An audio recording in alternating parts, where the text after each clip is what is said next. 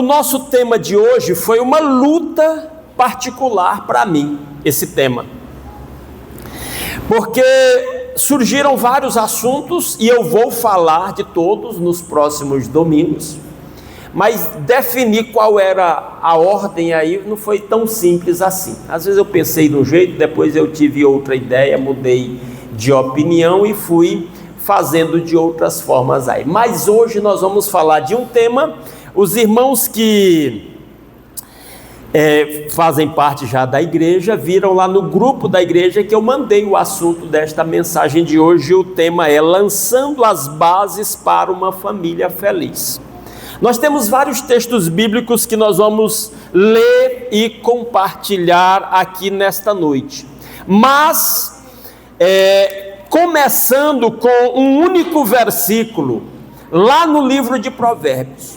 Um versículo que às vezes passa facilmente, dá para passar desapercebido numa leitura superficial. Mas que traz uma base interessante, porque sabe quando é que começa um casamento? Quando é que começa um casamento ou uma família? A gente pensa no casamento, pensa numa família, não é? Quando é que começa o casamento?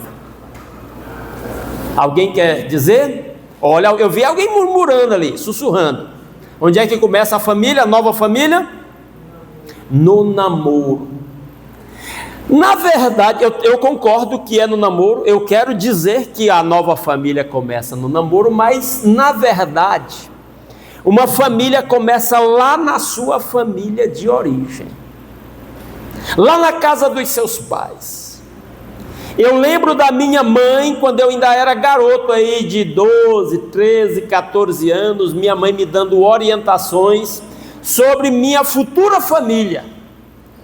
Eu sou privilegiado de vir de uma família cristã, graças a Deus bem estruturada, e esse ano, em 24 de novembro, meus pais completam 60 anos de casados. E estão lá os dois velhinhos. Minha mãe já vai fazer 80 anos esse ano e meu pai 82 anos. Estão lá os dois. Ontem mesmo eu falei com eles. Louvo a Deus por isso. Então, eu estou só voltando aqui no tempo para dizer que, na verdade, se a gente for parar para pensar, uma família começa lá na família anterior.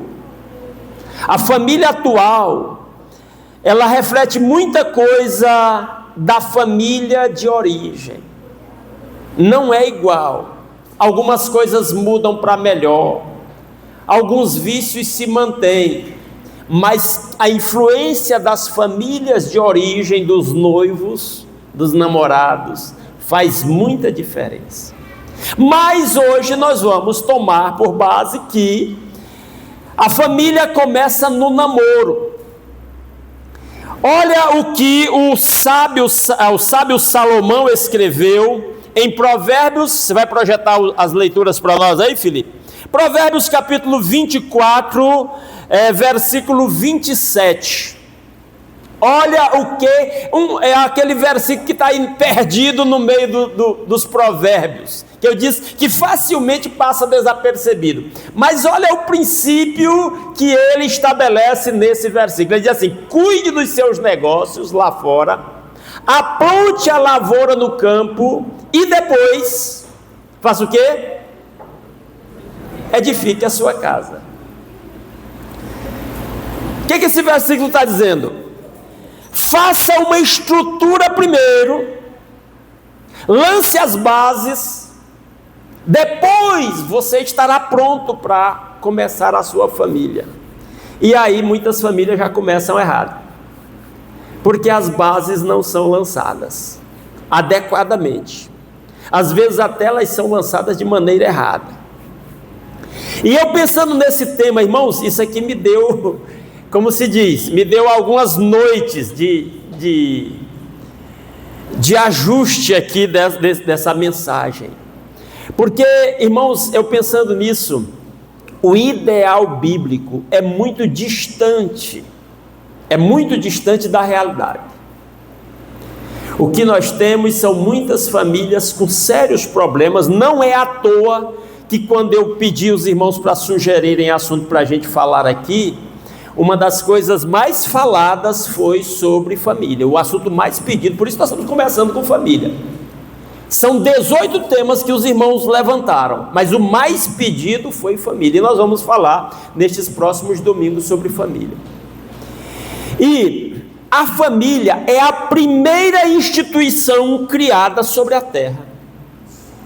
Não existia sociedade organizada, não existia Estado, não existia escola, não existia igreja, não existia sindicato, nenhuma organização social, quando Deus estabeleceu a família. A palavra do irmão Alexandre foi na mosca. Eu só pedi, irmão Alexandre, leia o Salmo 127 e faça um comentário lá sobre família. E aí ele fez aquele comentário. E quando eu penso nisso, eu digo sempre, quase toda vez que eu vou ministrar sobre esse assunto, eu digo: o fracasso na família, aliás, a frase é, desculpem, a frase é: nenhum sucesso lá fora compensa o fracasso na família. Nenhum sucesso na carreira estudantil, na carreira profissional, nenhum sucesso de popularidade, de muitos amigos, muito dinheiro, seja o que for, nada disso compensa o fracasso na família. E aí vem outra frase que é complemento dessa: quando a família é sólida, quando a família é feliz, quando a família é bem estruturada, sobre bases fortes, você fica preparado para duas coisas lá fora. A pessoa, a criança, vou dizer assim, a criança criada numa família bem estruturada, sólida, ela está melhor preparada para enfrentar a vida lá fora e obter sucesso. Concordam comigo? A criança criada numa família sólida, de bases sólidas, de estruturas espirituais sólidas, ela está, primeira coisa, melhor preparada para a vida, para obter sucesso lá fora, em outras áreas, na carreira profissional, e aí vai, na vida financeira, e etc, etc, etc. E aí tem mais um detalhe: a criança criada, a pessoa criada numa família bem estruturada, ela também está melhor preparada para enfrentar as frustrações lá fora. Você concorda? Quando ele sofre lá fora, quando ele enfrenta lutas, adversidades lá fora, se ele tem uma estrutura familiar sólida, ele enfrenta melhor as frustrações lá fora. Vou falar um negócio aqui bem baixinho para a irmã Rosinha não ouvir, só vocês. Ontem eu estava sentado lá no meu escritório, lá em casa, e a irmã Rosinha entrou lá no meu escritório. Aí ela começou a me abraçar. Eu estava sentado na minha cadeira, ela começou a me abraçar assim por trás.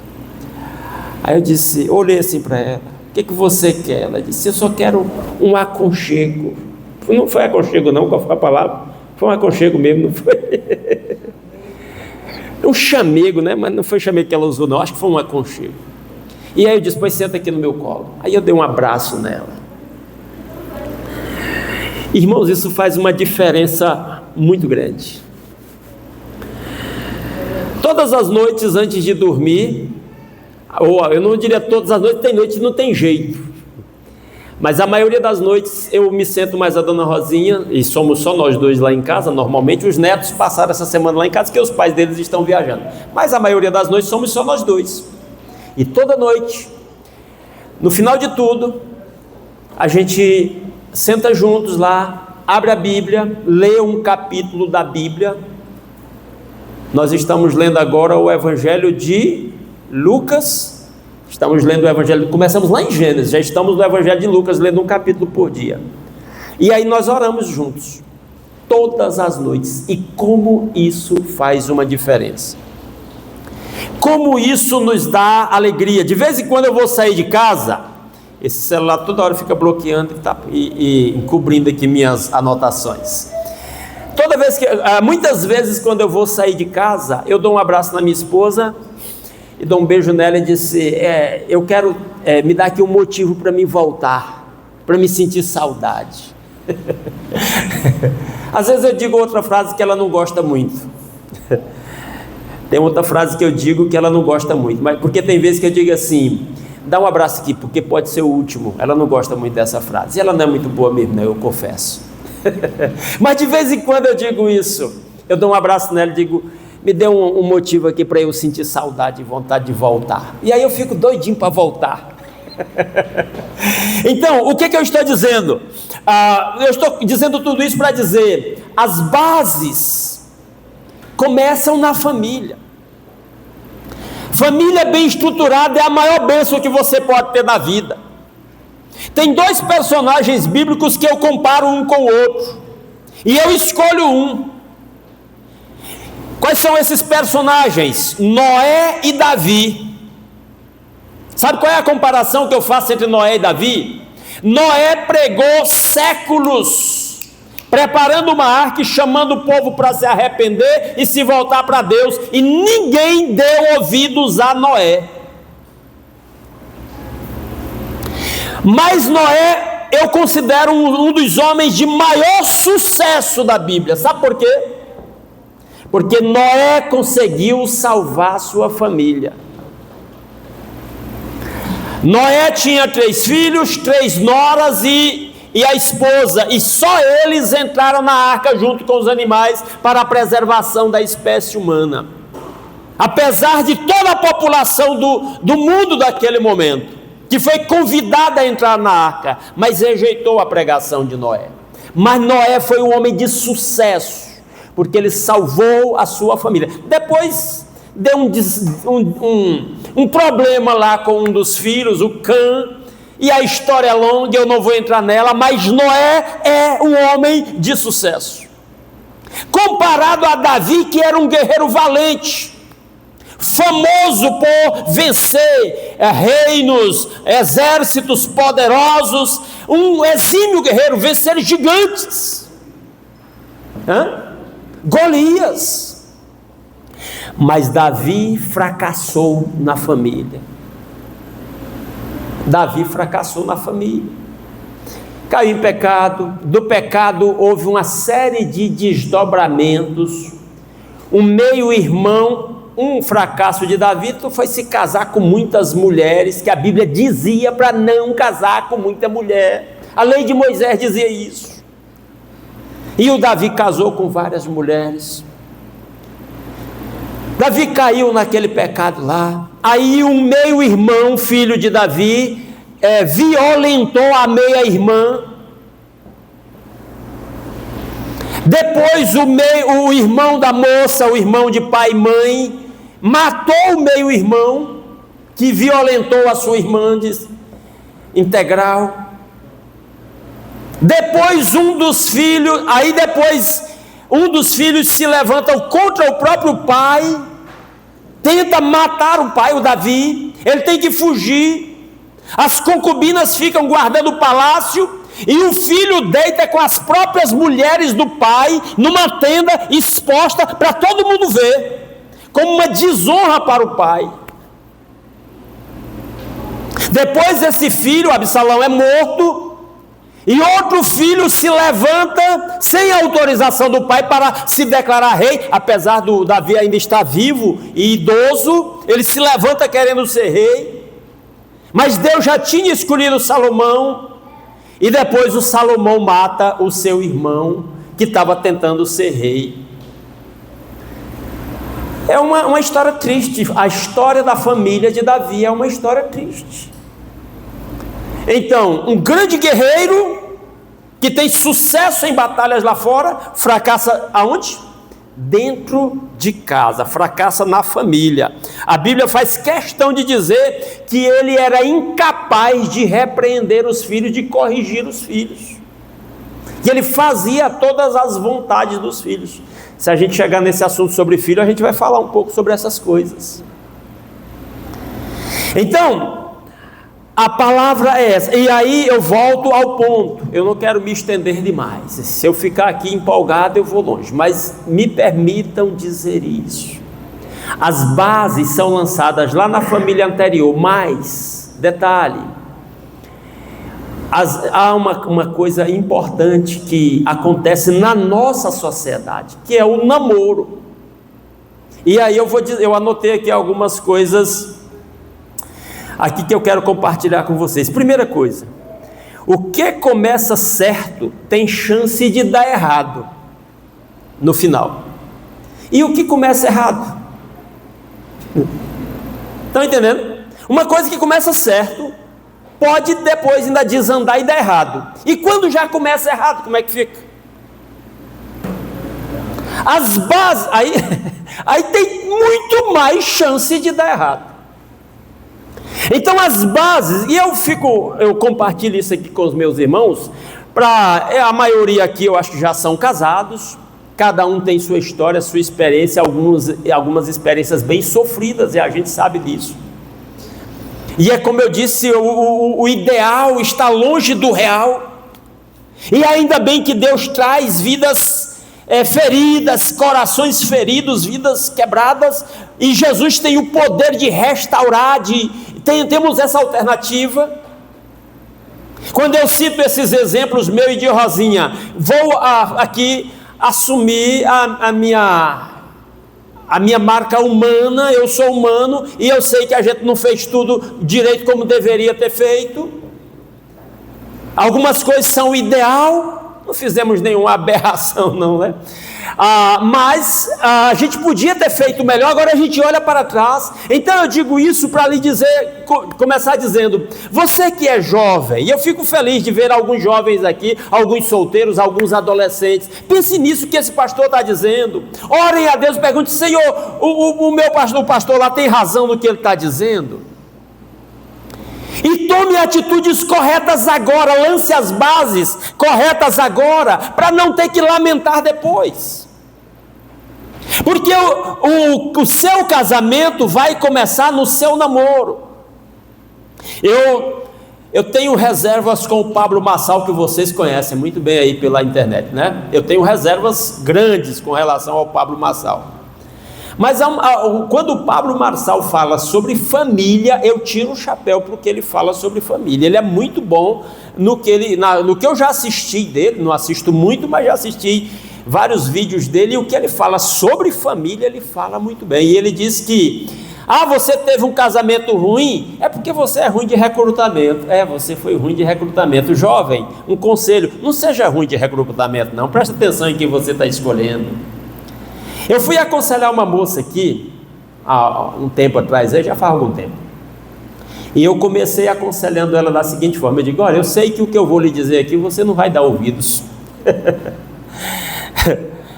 eu sei que é muito provável que você vai agir mais movida pelos seus hormônios do que pela sua mente, pela sua alma, pelo seu raciocínio, e é assim que acontece, lamentavelmente. Mas isso tem que ser dito, vai que alguém ouve, eu espero que meus jovens aqui ouçam, e que os pais passem isso para os seus filhos, passe esses princípios para os seus filhos, porque um dos sucessos nossos é que os nossos filhos sejam bem-sucedidos na vida, e nós somos responsáveis por lançar as bases para esse sucesso dos nossos filhos. Segunda coisa que eu vou lhe dizer é, na Bíblia não tem namoro como tem hoje não. Na Bíblia não tem esse negócio de namoro, o rapaz não se engraça do amor, se começa a cortejar e vai lá, não tinha muito isso não. Na Bíblia, normalmente casamentos era arranjo entre duas famílias. Havia caso em que o rapaz escolhia uma moça, pedia ao pai que fosse ao pai da moça fazer um acordo entre as famílias e aí providenciava um casamento, mas não era como nós temos hoje. Por exemplo, Sansão se engraçou de uma mulher e pediu ao pai, está lá no livro dos Juízes, pediu ao pai para ir falar com a família da mulher para ela ser sua esposa. Então, casamentos naquela época era arranjado pelas famílias e normalmente acontecia da seguinte forma: às vezes esse acordo acontecia até na infância das crianças, ainda as duas famílias faziam um acordo, e aí quando chegava o tempo de marcar a data do casamento, marcava aquele casamento para dali a um ano, e era quando o rapaz ia fazer sua estrutura, construir sua casa, se ainda não tinha, se ele ia ser lavrador, como diz o versículo aí, ele ia aprontar a lavoura. E eu lembro do meu pai que para se casar, a primeira providência lá no sertão do Maranhão, na década de 60, foi, até então ele trabalhava com meu avô, fazendo roça a machado mesmo. E aí, naquele ano, ele foi plantar uma roça para ele. Até então ele fazia junto com meu avô. Agora ele tinha a própria roça para gerar o recurso para ele começar a sua própria família. Então esse versículo aí fala disso, de uma comunidade que em grande parte era agrícola. Então vá plantar uma roça, fazer uma estrutura para então edificar a sua casa, formar a sua família. Então na Bíblia não tinha esse namoro tal qual tem agora. E aí eu vou dizer uma coisa chata agora, mas tem que ser dita. Vou dizer uma coisa chata agora. A primeira coisa que eu disse foi: o que começa certo tem chance de dar errado no final. E o que começa errado? Pior ainda. E nós estamos falando de namoro. Segunda coisa que eu falei: na Bíblia não tem negócio de namoro. Na Bíblia era esse arranjo entre duas famílias normalmente. E uma vez que as famílias marcavam a data do casamento, lembra de Maria e José? Estavam comprometidos em casamento, marcou a data, já era considerado casado, não era mais para desmanchar aquele acordo. Na data certa acontecia o casamento lá, e ok. E aí eu vou dizer a terceira coisa: o que se chama namoro hoje, na Bíblia, na maioria dos casos é chamado de fornicação e é pecado. Namoro não é para esse negócio de ficar se agarrando, se beijando, se amassando, se estimulando sexualmente, não. Isso é pecado. O nome disso na Bíblia é fornicação. Desculpe, mas eu tenho que dizer. E não vou só dizer, não, vou mostrar. Mostra aí para nós, Felipe. 1 Tessalonicenses capítulo 4, versículo 3. As famílias estão começando errado quando adolescentes ficam se estimulando sexualmente. Já deu o primeiro passo errado para um casamento infeliz lá na frente. Eu vou dizer umas coisas bem pesadas aqui. E a primeira é essa coisa de ficar se amassando, se beijando, essa coisa toda. Sexo fora do casamento é pecado. Vou mostrar na Bíblia. Olha o que diz aí, Filipe coloca para nós, 1 Tessalonicenses capítulo 4, versículo 3. 1 Tessalonicenses capítulo 4, versículo 3. Capítulo 4, você está no capítulo 3. Pois a vontade de Deus é o quê? Como é que está aí? A santificação de vocês. E aí ele dá um conselho: se abstenham de quê? De toda imoralidade sexual. A outra versão da Bíblia, Almeida Corrigida Fiel, diz assim: abstenham-se da fornicação. A Bíblia chama, a palavra grega lá é a palavra portuguesa fornicação. Toda forma de pecado sexual, todo estímulo sexual, pornografia e por aí vai, é pecado. Ele diz: Deus quer que vocês sejam santos. E ele fala, o primeiro pecado que ele cita quando ele diz que Deus quer que você seja santo, ele diz: se abstenham de imoralidade sexual. E é o que mais se pratica hoje. Casal marca encontro pela internet e no primeiro encontro vão direto para uma cama. E não sabe por que está essa tragédia que está aí no mundo. Família se destruindo uma atrás da outra. Porque não segue a palavra de Deus. O Deus que criou, instituiu a família, deu um manual para a família de como a família deve ser estruturada e como ela deve funcionar, está aqui. Então entenda, não sou eu que estou inventando isso aí não, é Deus fazendo. Você quer ser santo, e aí Paulo diz, o primeiro lugar para você ser santo é abstenha-se de imoralidade sexual.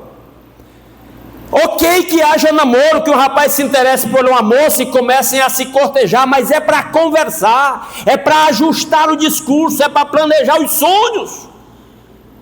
Um casal de jovens gasta o seu tempo aí se abraçando, se beijando, se estimulando sexualmente, nunca conversa, depois que casa, um descobre que quer ter filho, o outro descobre que não quer. Um quer ter 5 filhos, o outro não quer ter nenhum.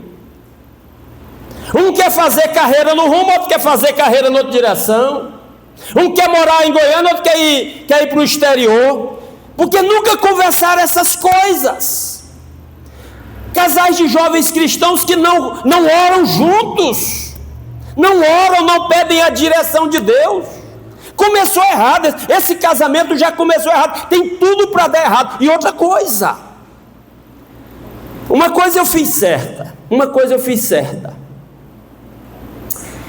Todo namoro meu, eu tive alguns namoros, meus namoros não duravam mais do que 3 meses.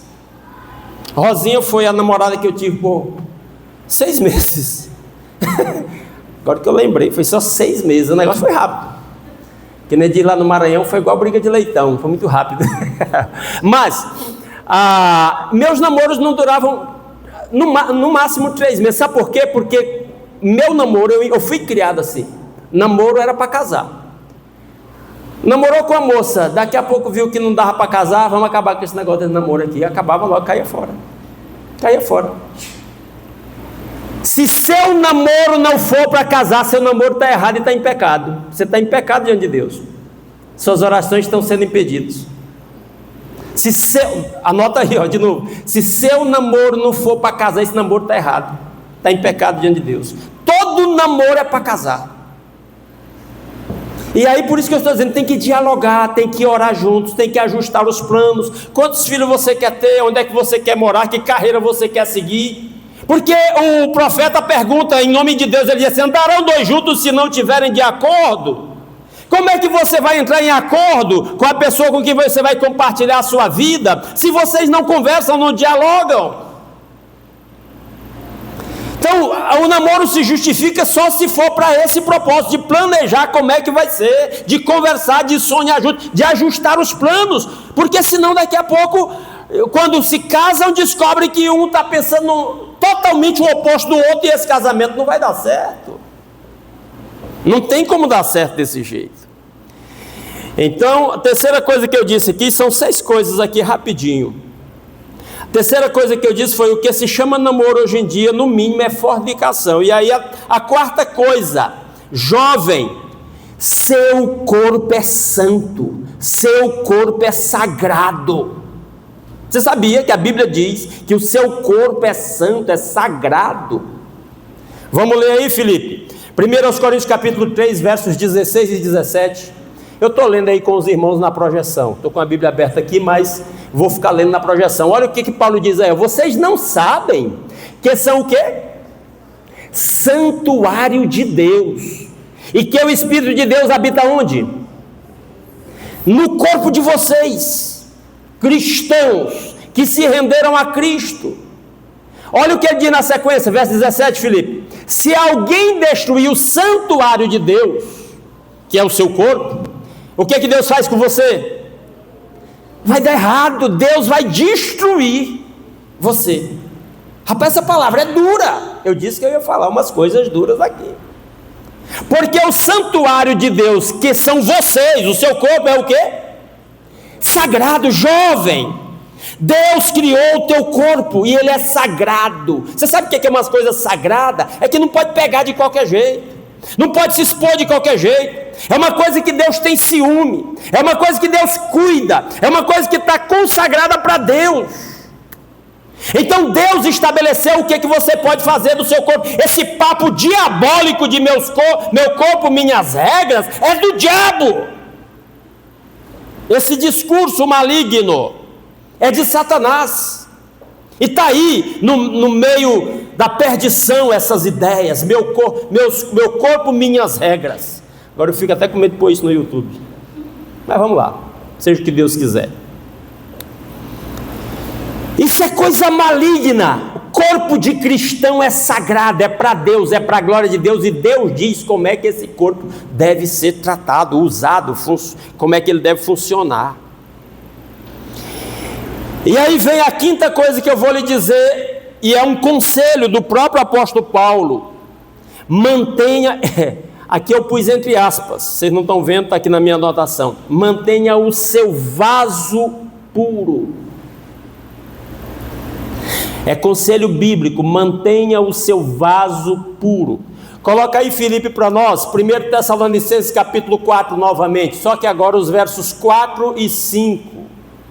Olha o que, já colocou aí, ó. Que cada um de vocês saiba o quê? Controlar o quê? Seu próprio corpo em quê? Em santificação e honra. Seu corpo é santo. E você tem que exercer controle sobre os impulsos maravilhosos que Deus lhe deu e manter o seu corpo santo. Aí ele diz mais uma coisa no verso 5, coloca aí, Felipe. Não com desejos imorais como os gentios que não conhecem a Deus. Os gentios que não conhecem a Deus é o povo que vive aqui, não tem compromisso com Cristo e com a Bíblia, com a palavra de Deus. Você é cristão, você não pode andar no padrão desse mundo. E aí eu vou até dar uma pinceladinha. Não dá certo o casamento de cristão com quem não é cristão. Vai dar errado. Tem tudo para dar errado. Alguém vai me dizer assim: não, pastor, mas o meu deu certo. Que bom que Deus foi misericordioso com você. E a Bíblia diz que Deus transforma até a maldição em bênção. Mas esse não é o padrão divino. Então, se Cristo é importante para você, você tem que compartilhar a sua vida e o seu corpo com alguém para quem Cristo também é importante. O apóstolo Paulo diz que não há harmonia entre a luz e as trevas. Volta bem no versículo 4, Felipe, para mim mostrar um detalhe. Quando ele diz assim: cada um de vocês saiba controlar o seu próprio corpo. Tem uma versão da Bíblia, eu chamei vaso.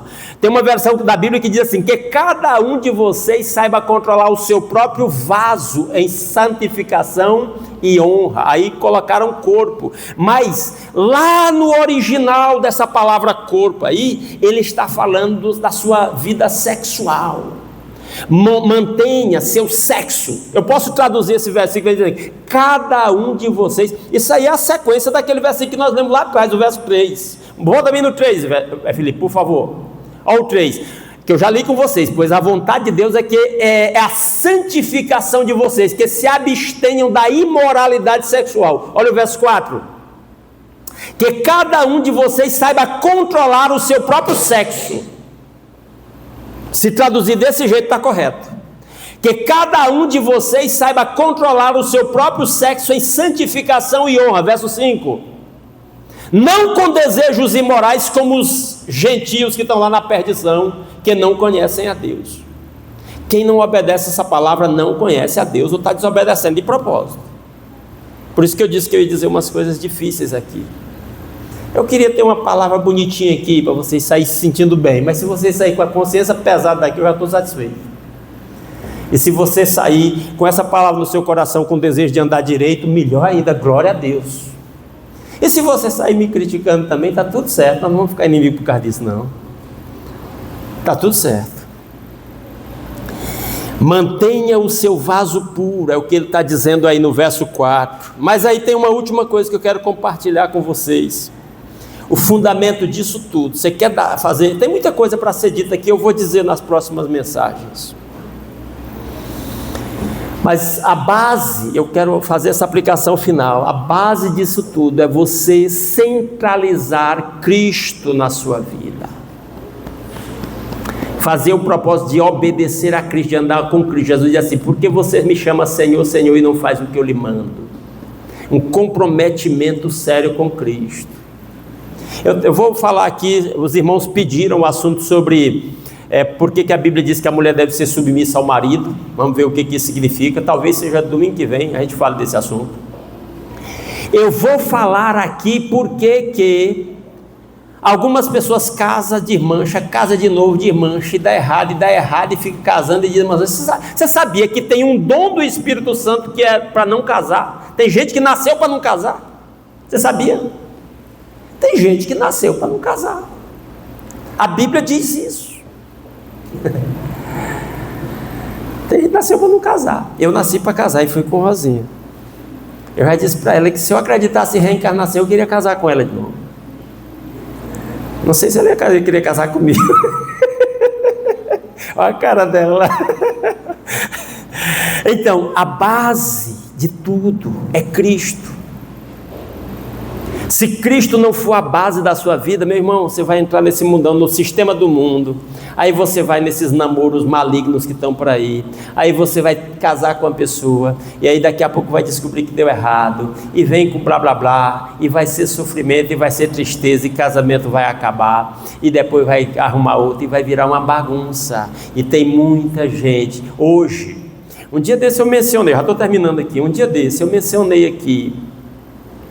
Foi quarta-feira, acho que foi quarta-feira, uma irmã que eu batizei lá no Maranhão, eu celebrei o casamento do casal, semana passada entrou em contato comigo, no início da semana, disse, pastor, meu casamento está se acabando, e ela disse, e o pior é que eu tenho culpa também no cartório, eu me afastei de Deus, e o meu marido se afastou mais ainda. E ela disse, pastor, eu estou mandando dizer para o senhor, para pedir que o senhor me aconselhe, que o senhor ore comigo. E aí eu comecei a conversar com ela e orando com ela. Quando foi hoje de manhã, quando eu cheguei aqui, hoje de manhã cedo, recebi outra mensagem dela, disse, pastor, ontem eu briguei feio com fulano, o esposo. E ela disse, e ele disse que vai ficar com a outra mulher, que a mulher dele deu, a outra mulher que ele está vivendo lá, que ele está se relacionando, deu até dinheiro para ele consertar o carro. Eu digo, rapaz, um cabo desse é muito sem vergonha. Ela disse, o que eu faço? Aí eu fui conversar com ela e orar com ela novamente. Essa tragédia está acontecendo todo dia para todo lado. O casal casou na igreja, que ouviu conselhos como esse, da minha parte e da dona Rosinha. É aquilo que eu disse, às vezes começa certo, mas ainda dá errado. E quando começa errado? Pense nisso, não fique zangado comigo não, reflita e pergunte para Deus, Deus, eu estou fazendo certo, e comece a fazer certo. Ensine seus filhos esses princípios. Isso é palavra, se você quiser esse esboço, eu lhe dou com as referências todas aí para você ler com os seus filhos e explicar isso para eles. Você, jovem, se você quiser, se a gravação ficar boa, eu estou usando esse microfonezinho aqui, se a gravação ficar boa, eu vou colocar no YouTube. Se você quiser esse vídeo, eu passo para você. Vou colocar lá no grupo da igreja. Para você passar para outras pessoas. Porque nenhum sucesso lá fora compensa o fracasso na família. E quando a família está bem estruturada, a pessoa fica pronta para ter sucesso lá fora e para enfrentar as decepções, as frustrações lá de fora também. E a base disso começa agora, quando o jovem está pensando e pedindo a Deus, Senhor, eu quero o meu príncipe encantado. Eu lembro de uma pessoa que diz, moça, você quer um príncipe encantado, um príncipe? Então se comporte como uma princesa. Tem umas que se comportam como uma piriguete e quer um príncipe, aí não tem jeito, não vai dar certo. E vice-versa. O garoto também, eu quero minha princesa. Pois então haja como um príncipe, com honra, com dignidade, com sabedoria. Se comportar como um piriguete, vai arrumar uma piriguete. Tem aquele livro, Os Opostos se atraem, mas os semelhantes se atraem mais ainda. Então, de novo, coloque a sua família na presença do Senhor, coloque a sua vida na presença do Senhor.